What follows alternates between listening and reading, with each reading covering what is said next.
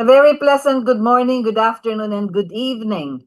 Welcome to a very special program because we're trying to align ourselves with a big event that's happening across oceans and across continents, the Paris Olympics. So because of this, we have invited for this afternoon somebody who has covered 4 Olympics. Can you imagine that? From Seoul, South Korea, to Atlanta in Georgia, the United States of America, Sydney, Australia, and the last of which that he covered was in Athens, Greece, where actually the Olympics began in Olympia.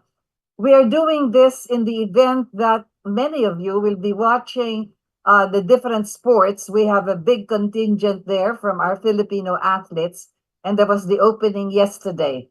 So before we go into our program, the title of which is Voices from Olympus, I'd also like to welcome somebody from all the way across the oceans and the rivers from Mindanao, Bono ADAZA, this afternoon. Hello, Bono. Good afternoon.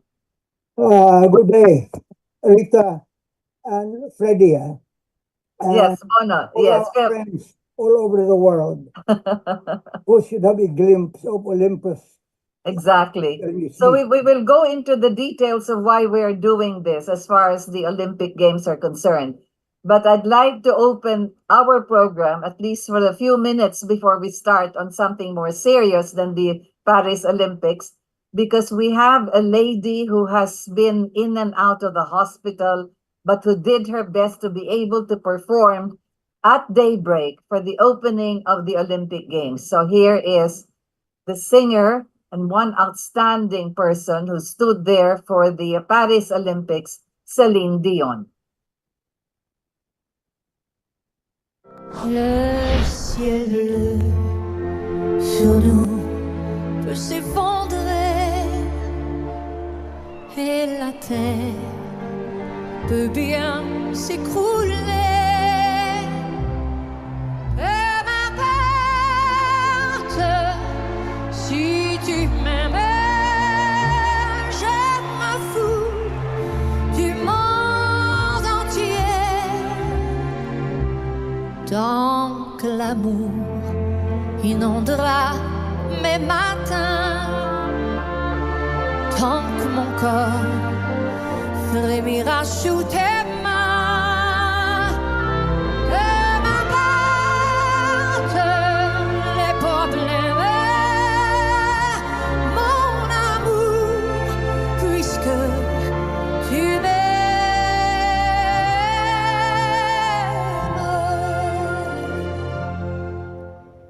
J'irai jusqu'au bout du monde, je me ferai teindre en blonde si tu me le demandes.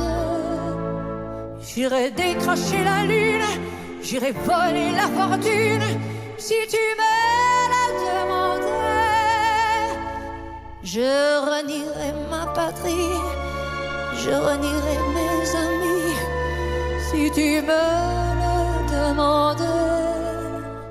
On peut bien rire de moi, je ferai n'importe quoi si tu me le demandais.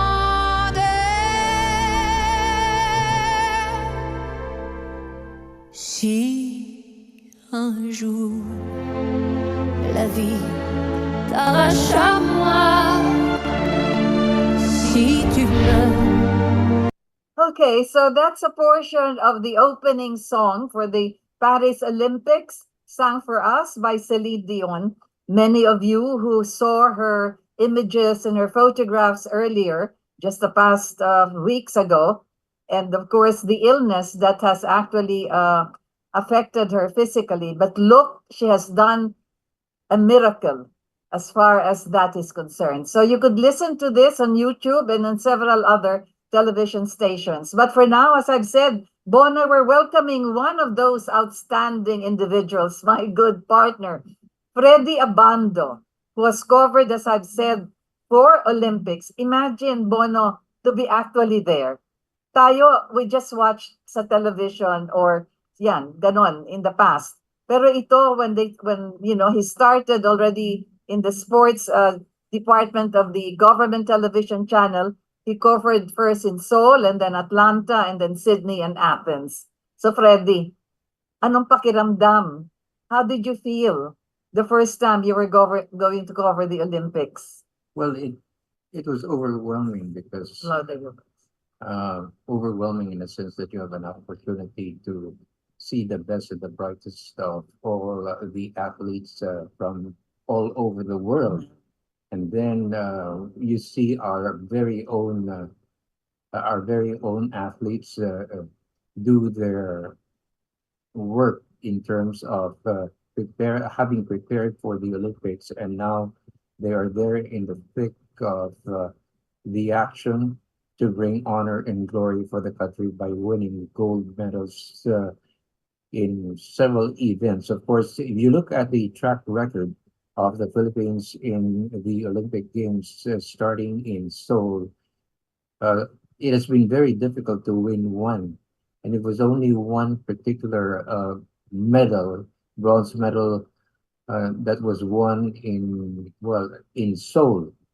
And of course, after that, in several other several events. other But who was events. this? Who was this Filipino athlete? Leopoldo Cervantes, who won a bronze medal, and he is with the Philippine Navy. Now, it's really very interesting to note that we have seen the evolution of how Filipino athletes are now rising to the occasion of the challenge of competing with the world's best and with the training that our athletes have undergone over the past 4 years. We have seen an upgrade of talents who will give the Philippines the best and the brightest performance and the honor of glory of competing for the Philippines and our flag. And Yeah. in this particular Olympic Games, we can expect a number of medals given the training that they have been having and their preparation for these games. Ligia de Vega, she also competed in the Olympics. Well, she competed in Seoul, South Korea. Yeah. Unfortunately, I can say that Ligia de Vega has already passed away. But hopefully, the athletes who are competing here in Paris will look back at the sacrifices of athletes like Ligia de Vega and all others who have competed for the Philippines and bringing home honor and glory. So that's it. Yeah. They're pretty young, actually. We have the names and you've seen the entrance of all of these athletes on the boat on the River Seine, and that was really something. But as I've said, exciting yan kasi andun ka talaga.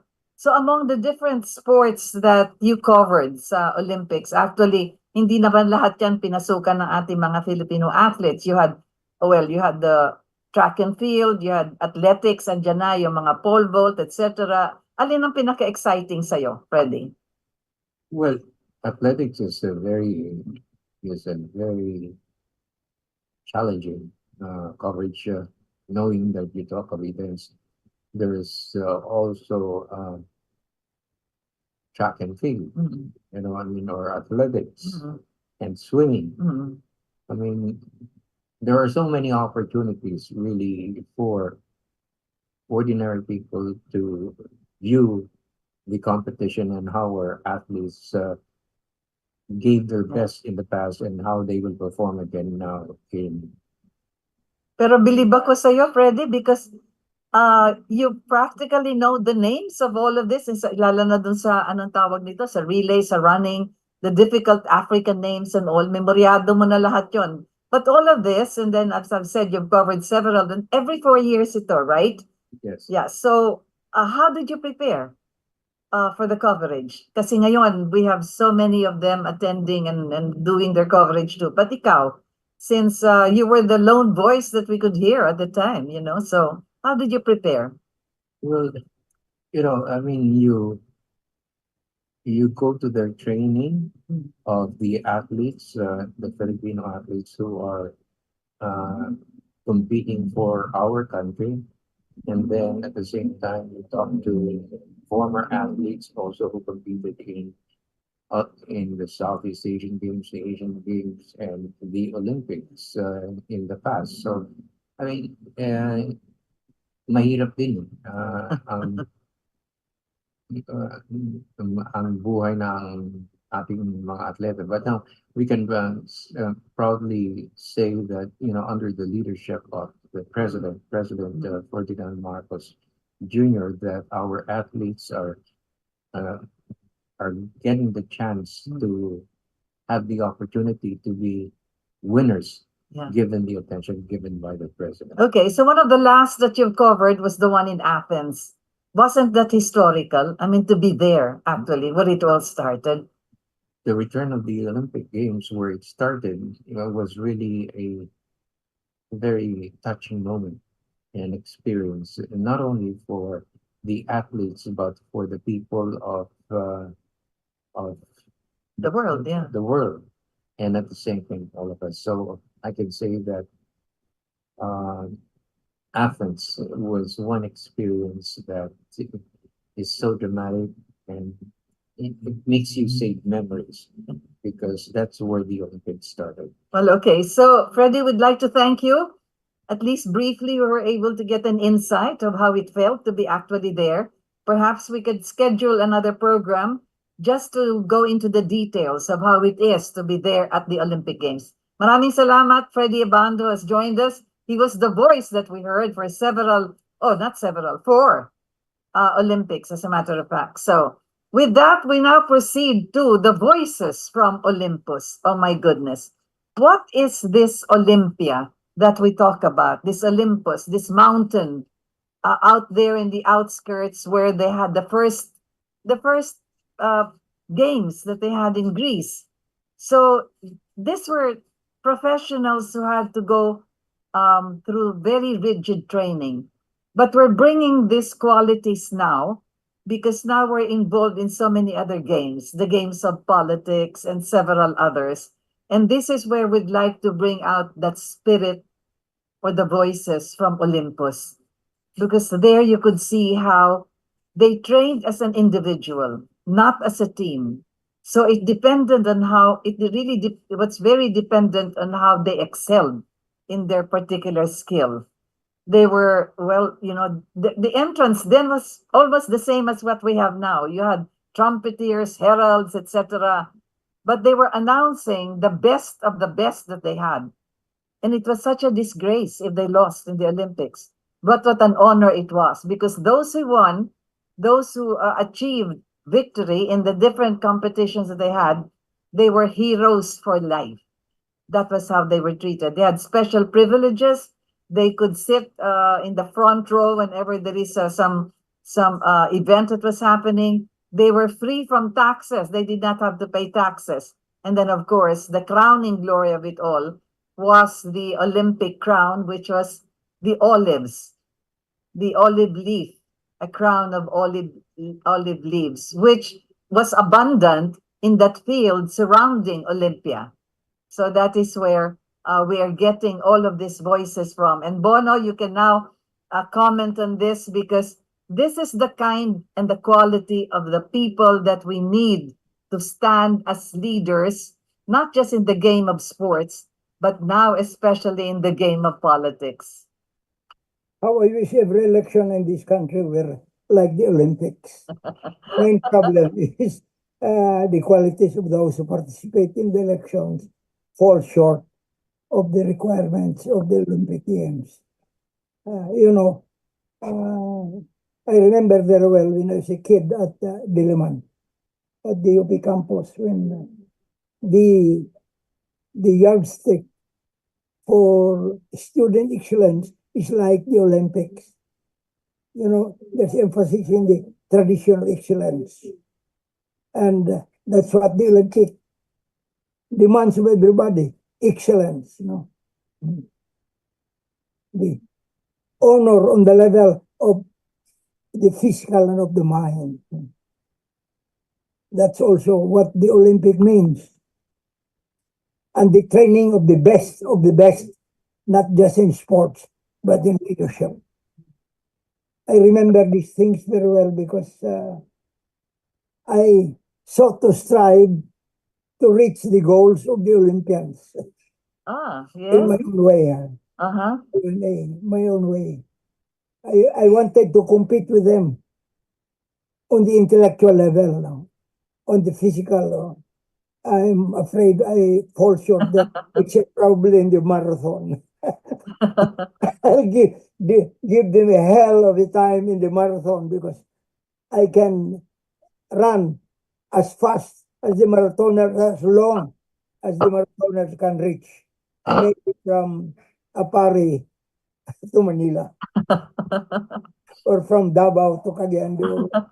Exactly. So the quality of our athletes now, as Freddie has observed, has really improved because there is a lot of support that's coming not just from government but also from the local governments, etc. And a lot of other private institutions are helping out. And then of course the training that they undergo.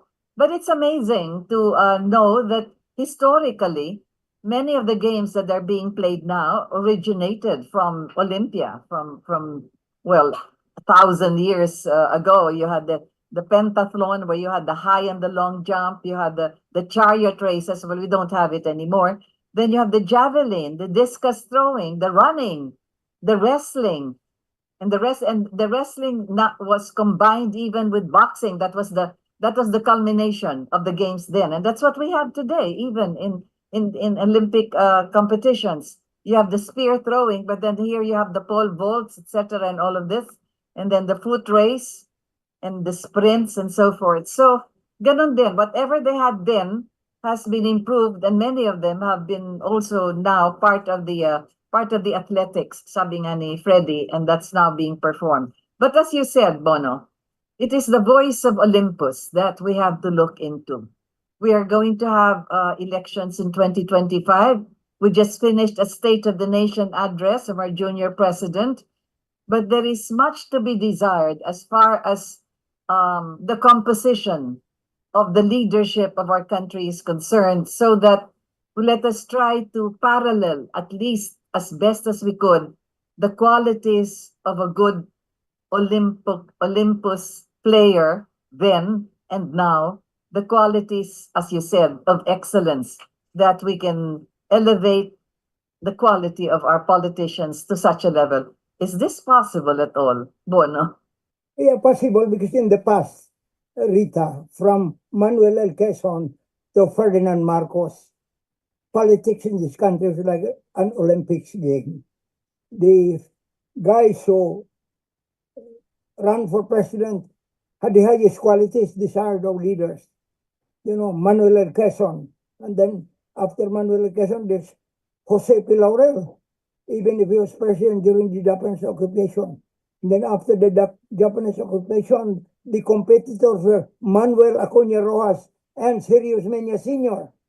Then Manuel Rojas triumphed. He died mysteriously. Elpidio Quirino. We remember very well Yes. for some excellent policies on the national level. Yeah, Filipino first. Yes. Remember, he And started this. Yeah, we have to patronize Filipino products. Austerity program, which required a lot of discipline. No? Then Exactly. after Quirino, there was Ramon Magsaysay, Yes. Also, the man of the people. No? mm, Those who have in life should have more in law. Those who have less in life should have more yes. in law. Of course, that's a borrowing from Thomas Reed Powell of Yale University and later the Supreme Court. And then after Magsaysay, there was the Balak Beauty, the man from Bohol, Carlos P. Garcia. who wrote very beautiful Visayan poems. I'm I'm I'm saddened that nobody has collected the poems of Carlos Garcia and published them. Maybe Linda, the daughter, and her husband, Nanding Campos, still alive. Campos. They should collect the works of Carlos P. Garcia because that's one guy who wrote very beautiful Cebuano poems, though he was Bihibulano, though hardly any difference except for the accent. The very strange accent of the Cebuano where my parents come. And then It's a different kind of Visayan, yes. yes, then after Magsaysay Garcia, there was Diosdado Macapagal. And Diosdado Macapagal champion the poor and the untrodden. Yeah. And then finally, the political genius, that's Ferdinand Israel Marcos.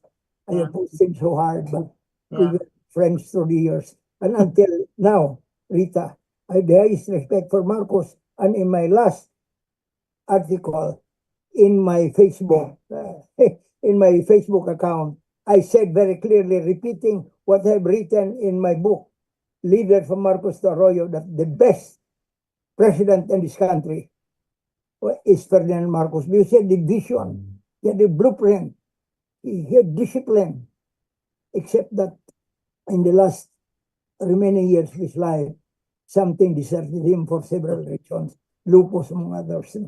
Yeah, whatever, yeah. Physically and all of this. So there we have it as the voices from the past.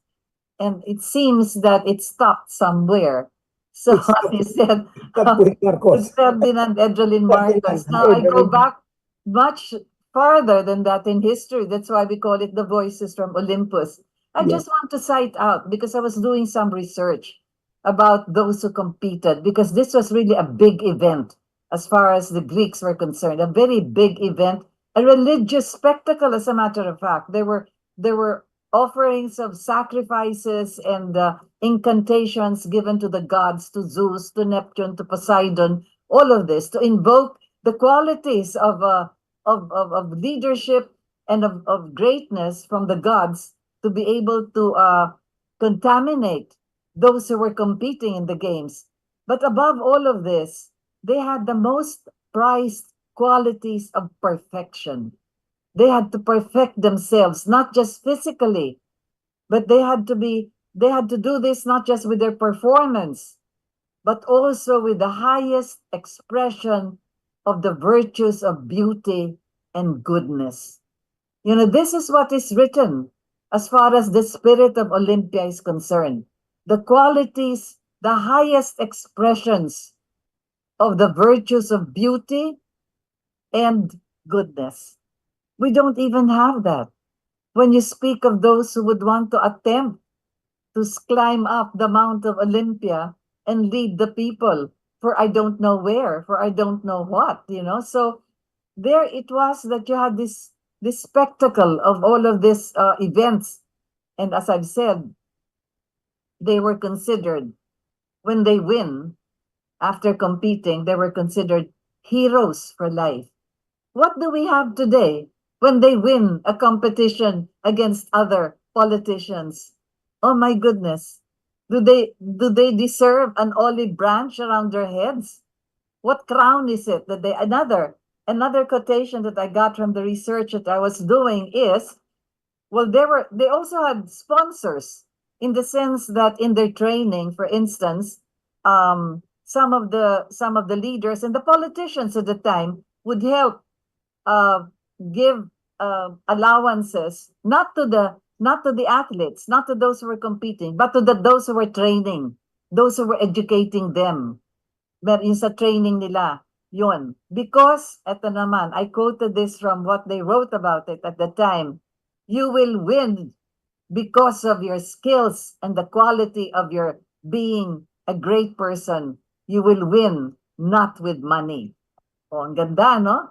That was how it was. That's why I say, the voices from Olympus, I think we have to not reinvent, but we have to integrate it now, if we can, in the qualities of leadership that we we intend to put up in the Mount Olympus in Olympia. But sadly, well, it's so hard to find it now, Bono. You And know, Rita, it reminds me of the days of martial law. Those were trying days. It challenged everybody, both on the administration and the opposition, to give their best, not only for themselves, but for primarily for the country and the people. You could see that, no? Not because I was a member of the Batasang Pambansa, but because, modesty aside, I think the Batasang Pambansa, the regular one, I cannot speak for the previous one, the regular Batasang Pambansa is the best legislature in the history of this country. Why? The best of the best were competing on the floor of the Batasan, giving very exciting and wonderful ideas, not only for themselves, but for the good of the people and for the nation. You know, for instance, government policies were given, and the best of the opposition, who saw that the policies were defective, criticized them with excellent ideas and offerings. You know, them were the days. Those were the days, as they say. And, you know, you said, no money.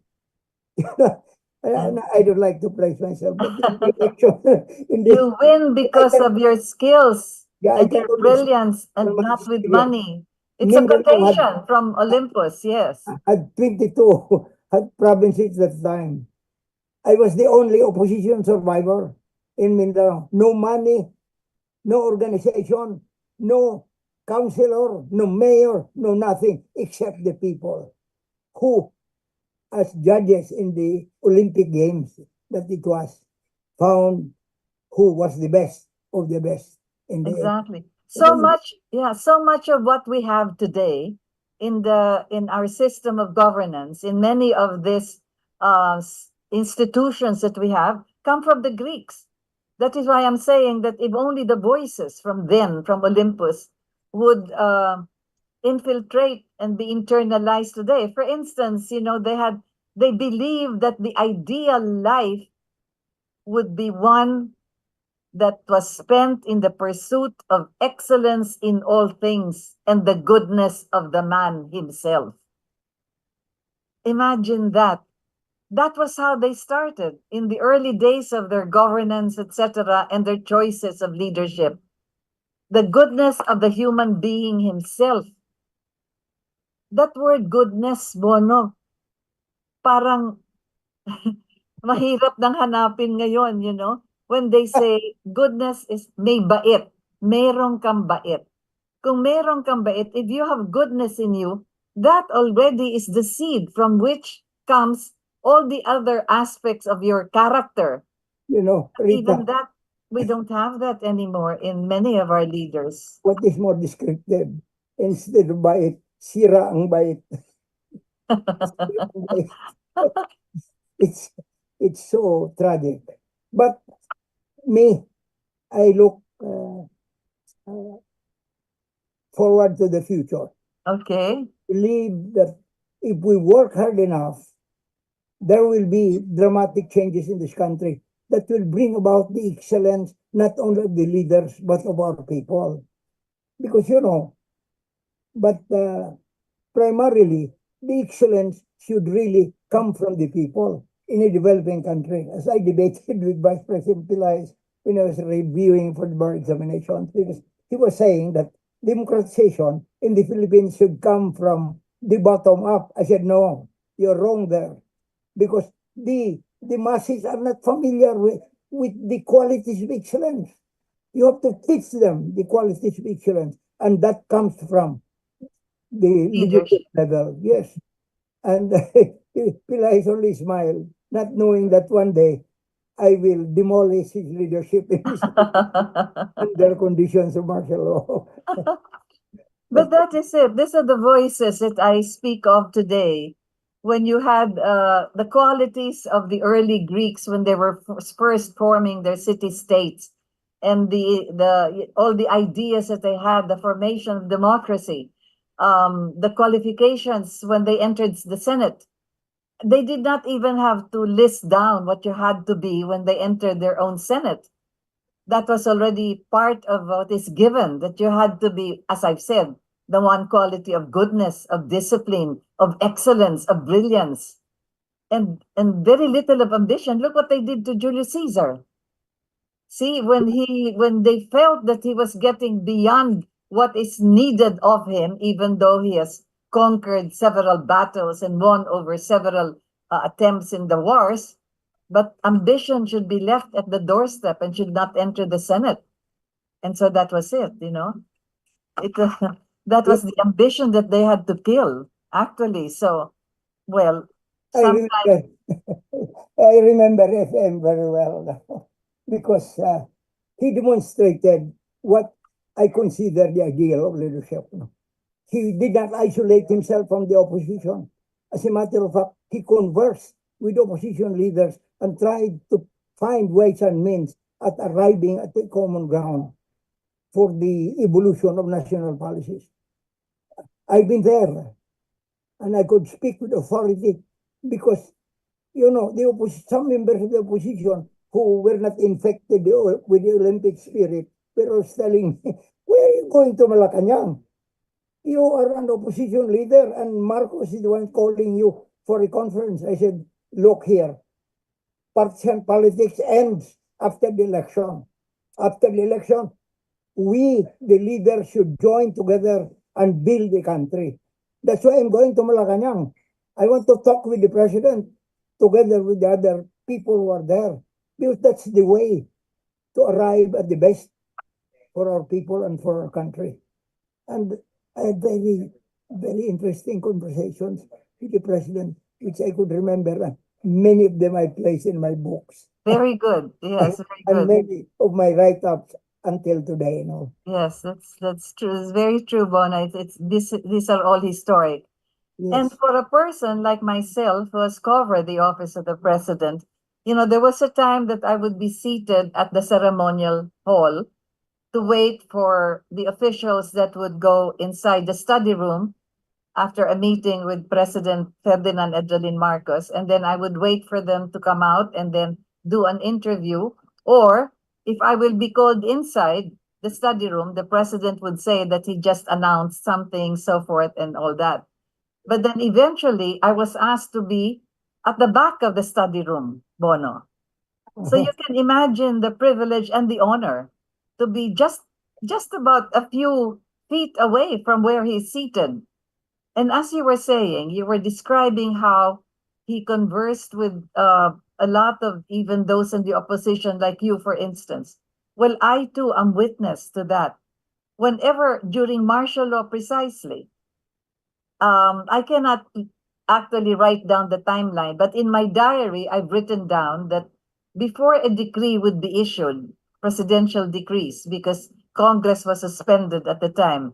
We did not have a legislature during martial law. So he would issue a decree which was equivalent to a law, as the Supreme Court has already determined this. He would call high-ranking members of the opposition and discuss this. As a matter of fact, one, he appointed already an opposition leader, an opposition lady, whom he always conferred with. And he said, ang tagal na tayo nagkakwentuhan, I think you deserve, with all the legal advice that I am getting from you, you deserve to be in the Supreme Court. Then appointed her in the Supreme Court, you know. So that was it. He conferred with them, he talked with them. You know, all of this, even whatever it is you could say about the relationship that Ferdinand Marcos had with Ninoy Aquino. My goodness, they were phone mates. When he was already confined in Bicutan and already convicted after his military trial, they were conversing, you know, quite lengthily. And many of the things that they discussed, all the way from what was happening in Mindanao to Libya, etc., and all. So that was it. I mean, he actually talked to a lot of this, what we considered as political opposition.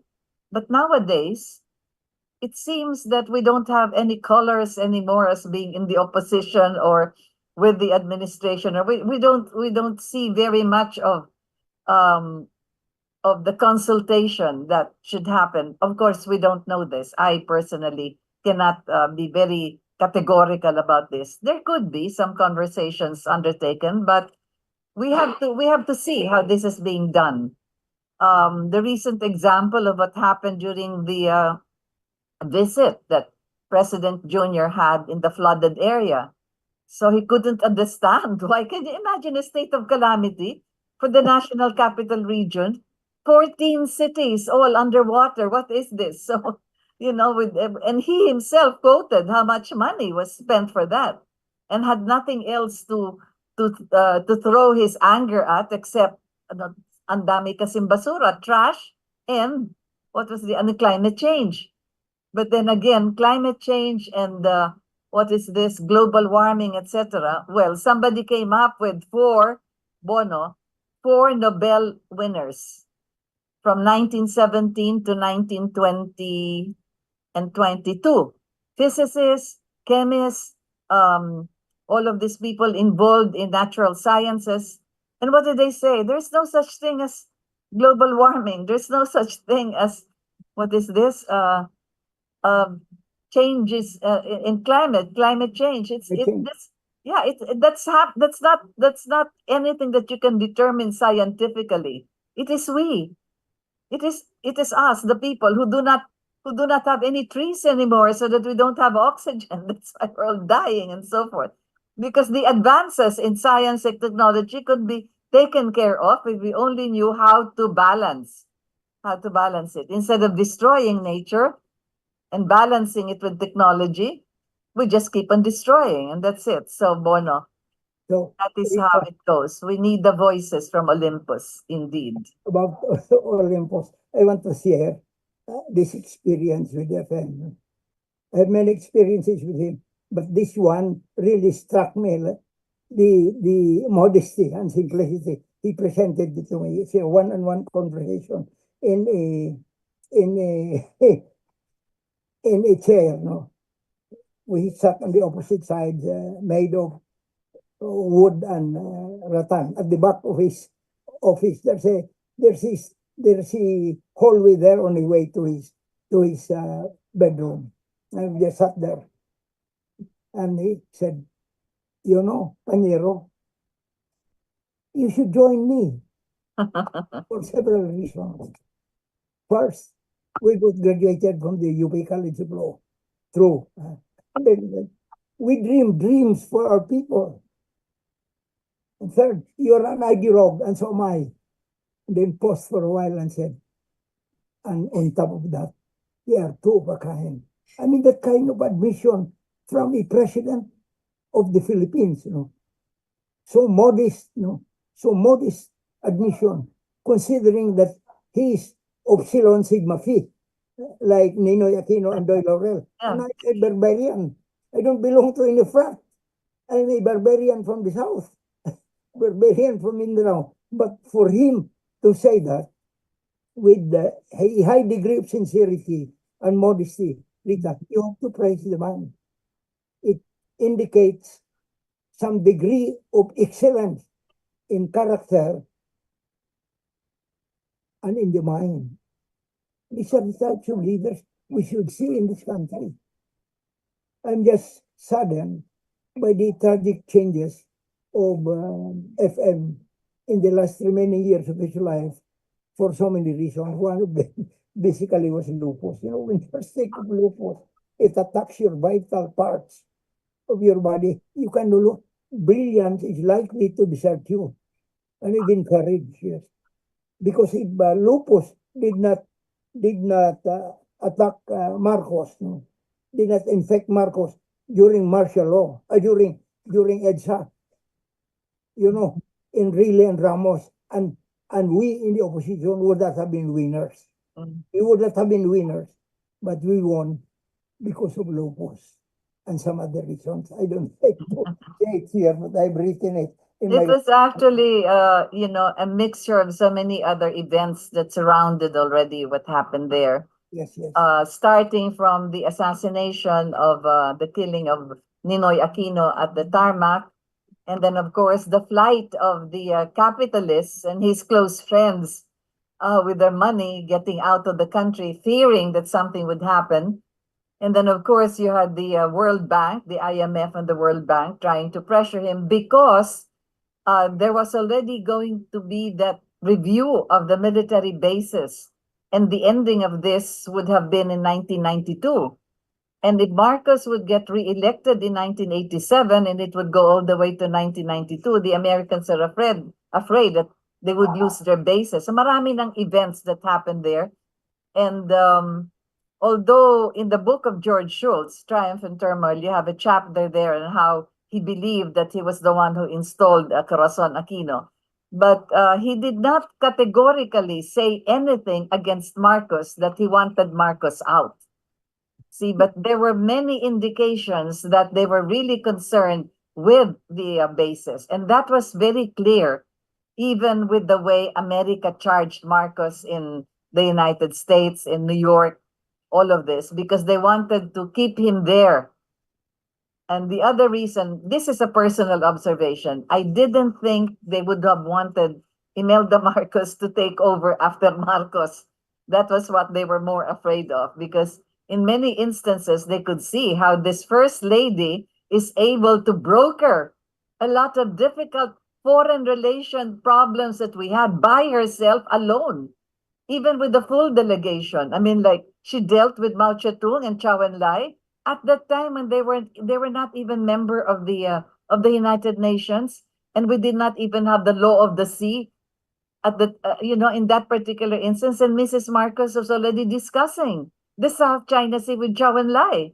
I mean, like, she was asked by him, how would the world feel when we enter and then we start talking about the South China Sea and all of this. So she was the lady that President Marcos knew who could broker really the most difficult world leaders, but not just her charm, but basic common sense. My goodness, she was dealing with Andrei Gromyko. She was, one of the first Russian leaders that was so impressed with her was Chernenko. Well, we attended his funeral, but prior to that, they also had, conversation. But be that as it may, there was that Ferdinand Edralin Marcos really at the time, who was the voice from Olympus that I talk about. You mentioned something about having a vision, Bono.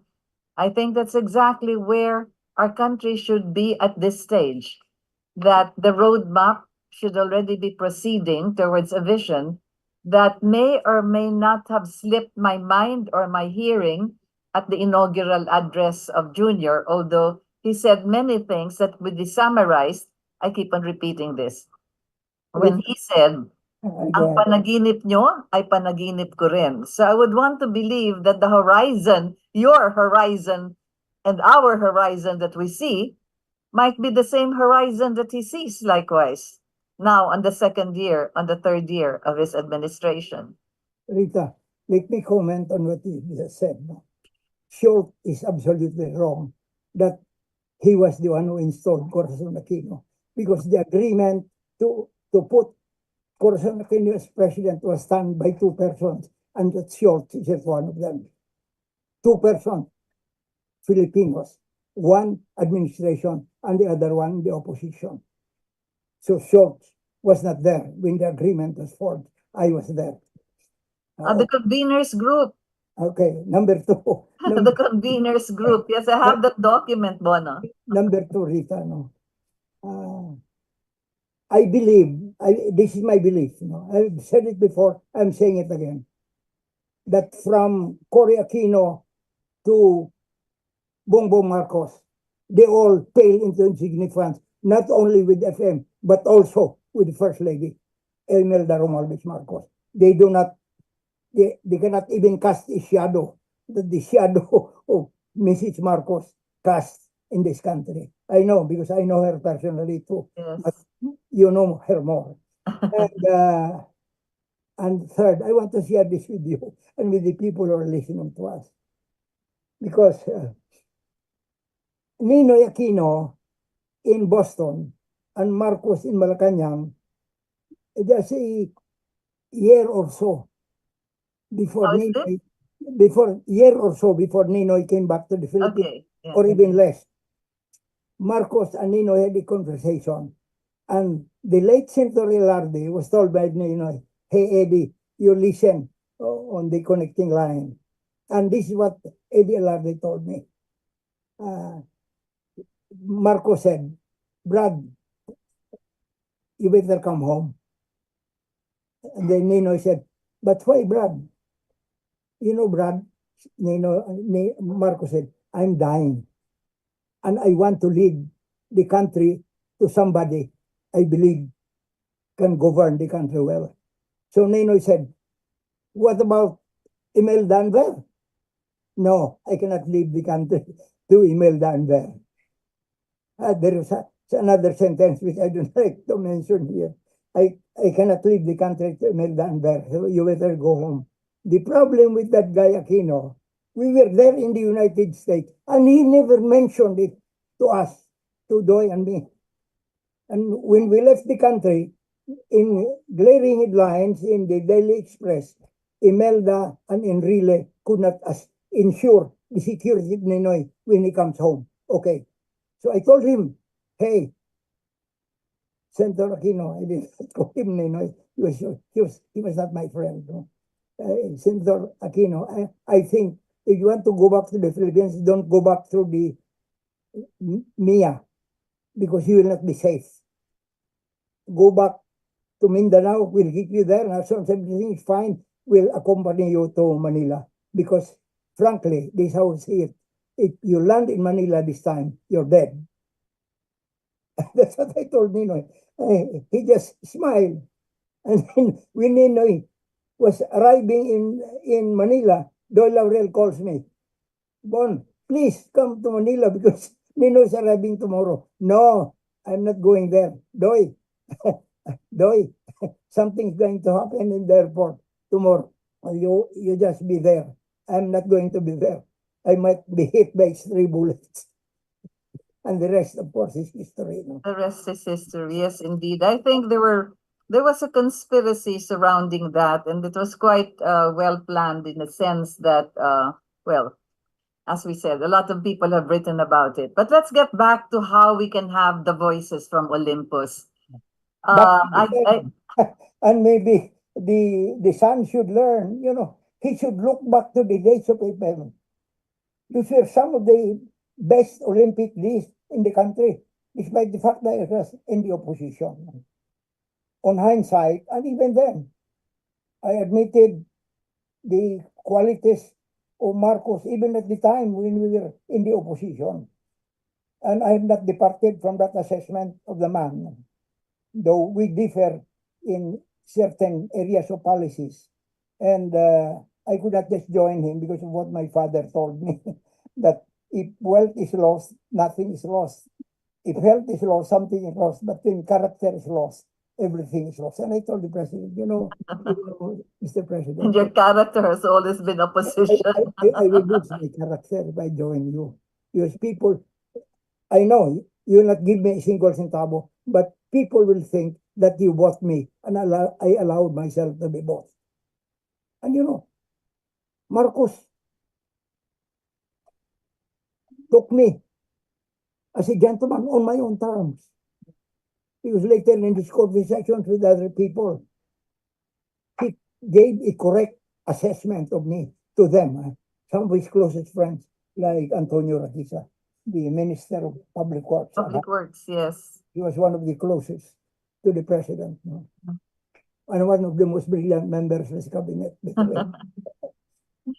Oh, that's very true. How do we miss it? But again, Bono, how do we make our leaders and this next batch of those who will be running in the election listen to the voices from Olympus? I'm They're afraid aware. How can something has to be done? I mean, we've gone over this every time there's going to be an election. We talk about this endlessly. You and I, for instance, from the 1960s and 70s, my goodness, from Mindanao, we were the lone voices. We were already talking about federal form. We were already talking about a new constitution. and all of this. And now, how long has it been? Almost 50 years since then. My goodness, Bono. How do we get the voices from Olympus You know, or whisper? Rita, the other day, I met with some of the very significant leaders of the Parliament of the Streets. I was telling them, I'm afraid that I cannot help you here anymore because because from the way it looks, everyone looks forward to election. I don't believe that election can bring about certain dramatic changes in this country. Yeah, that's true. What we need is selection. We have an opportunity to talk with the president. I'll tell him my ideas why election doesn't work, but he needs and the country needs selection. The best and the brightest, but committed to the people and the country. Basically, the good, as you mentioned in the Olympics, the good of the people and the country. Because that's what we need. And you know, there's a lot of talk in television, but it's just words, words, words, words. People, investigation here, investigation there, investigation here, investigation there. But no legislation comes out from this investigation, hearing in aid of legislation. It's just television, but there is no legislation. So there is actually, for the moment, I don't see any promise in the silver lining.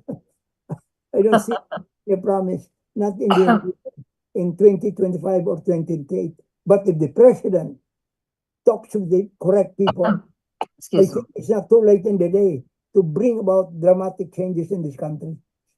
Because if his words will be translated into action, something good could happen to us, like West Philippine Sea. You know, all these guys were claiming that the Philippine Sea belongs to them. It does not belong to them. It belongs to us. And the president should translate that into the level of action, not just word. 185 protests, and China does not hear. Words. 185.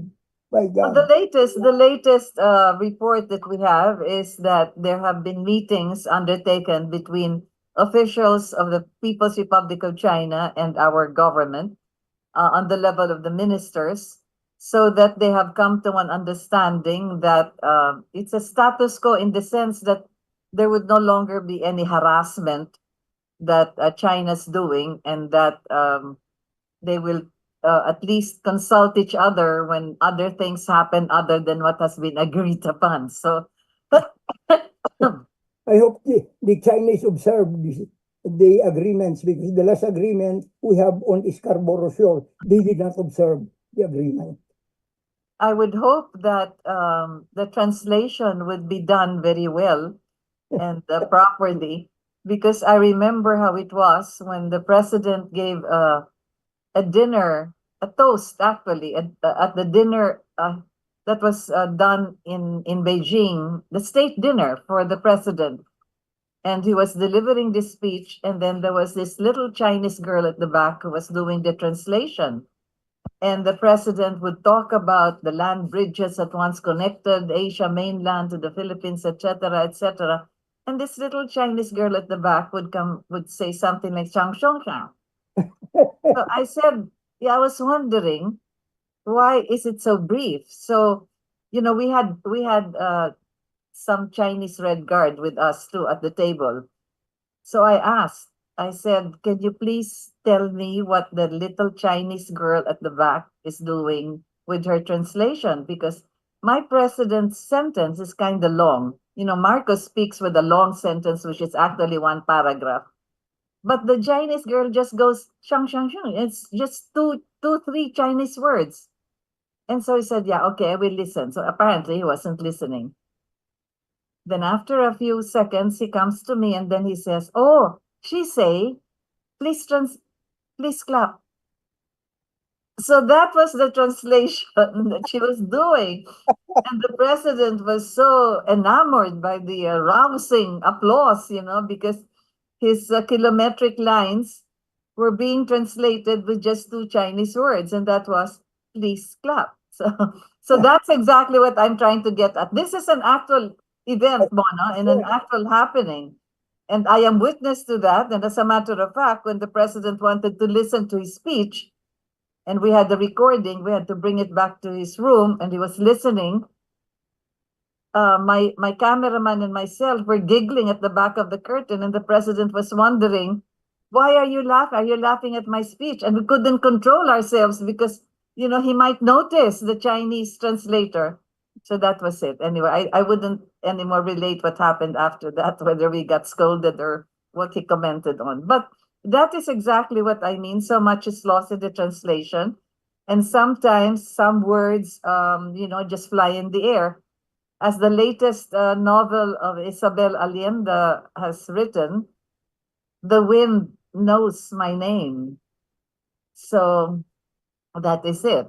The wind knows this. So let us hope that the wind does not carry the voices of the translators in such a manner that it could just be very brief. They just say, okay, okay, but it's not really okay. So, Bono, in Plato's Republic, he wanted us to set up to be a truly good democratic country with good elections, that we should have an academy for voters. We have to teach our people how to vote. Maybe that is one subject somewhere that could be included when our children study social studies, political studies, or whatever. Anyway, it's Maybe hoping too much. the curriculum should really be changed, especially the first 3 years. As I keep on repeating it here and you repeat it too. Love of country, values, and development of character and integrity. These are the things that are very important in our judicial system, and it's lost along the way. It's not taught, and God knows where it is now, where we are now. God knows. So revise totally the educational system, but that takes time. No? That is the evolutionary process. I am more interested in the revolutionary process. So And aren't we all? no, but it can be done, Rita, Yes. with the consent of the president. Uh-huh. The Constitution is so broad, it's so broad in scope that those who have studied it very seriously, the president with a proper group of brilliant men can transform the country probably in a year's time. But the institution takes time. But changes can come within the first year, within the first 12 months. Because I have experience governing on a micro level my province. Uh, I have transformed it in a few months. mm. People are saying something has really changed. Something is going on. Free hospital, free medical service, water free, roads up to the tip of the mountains, of course, with the help of the national government and USAID, bridges in rivers and streams never crossed before, and then Well, that's undercrafted. exactly what we have to lead on to, other than the voices from Olympus, from which started our democratic way of life, all the way to the old civilizations of India, of China, of Mesopotamia. Bono, we go back to this, go back to the basics, simplify our lives, with all of these complications happening and all of this, too many laws, too many arguments and all of that. Bono, separation of church and state, separation of this, my goodness, the unity of the people is what's most important, actually, anyway. So we need another program, Bono, because Yes. I'd like to discuss why we are separating the church and state. So I would like to go into that in another program, Yeah. because we can take care of our body, our mind, and our spirits, because that is what we are, and what makes us human is our soul, because animals and plants have body and mind, but the spirit is something which is just essentially human. So that's it. We'll have another program, but meanwhile, I hope those listening to us, Bono, would understand what we're trying to get into. watch the Olympics. It's something really that lifts the spirit up. That's why we opened with Celine Dion, a lady who we thought was already dying. And by goodness, look at her there at daybreak, saying truly how much she loves the world, the people, Paris, and all of us. So, Bono Rita, Adaza, thank you so much. before you go, a voice from the Olympics, from Olympus, coming from a student of the UP College of Law a long time ago, and I was just a kid listening to his speech, and it sounded like Ray. Have you ever tried to build a house of cards? Try it, and with the first gust of wind, it will crumble and fall. Have you ever tried to build a house on a foundation of sand? Try it, and when the elements come and blow and beat upon that house, it will crumble because it's founded on sand. But build the house on a foundation of rock. Do the elements come and blow and beat upon that house? It will stand because it's founded on rock. This student was Ponciano Matay, who delivered the winning speech at the Paristan University. I remembered a long, long time ago. I've not forgotten those lines. And it is a voice from the Olympics, Rita. Yes, exactly. And so with those words, we'd like to thank Bono Adaza for this afternoon's program. And as always, it is not a prayer. It is actually something we have to repeat so many times. Let us bring God back into our lives. So thank you very much to all of you who have joined us, to Freddy Abando, who was with us earlier, to launch our spirit of the Olympics, and Bono Adaza to launch our spirit towards the new horizon. Thank you all. God bless you, Rita, and all of us in this country. Thank you so much. Let's bring God back into our lives.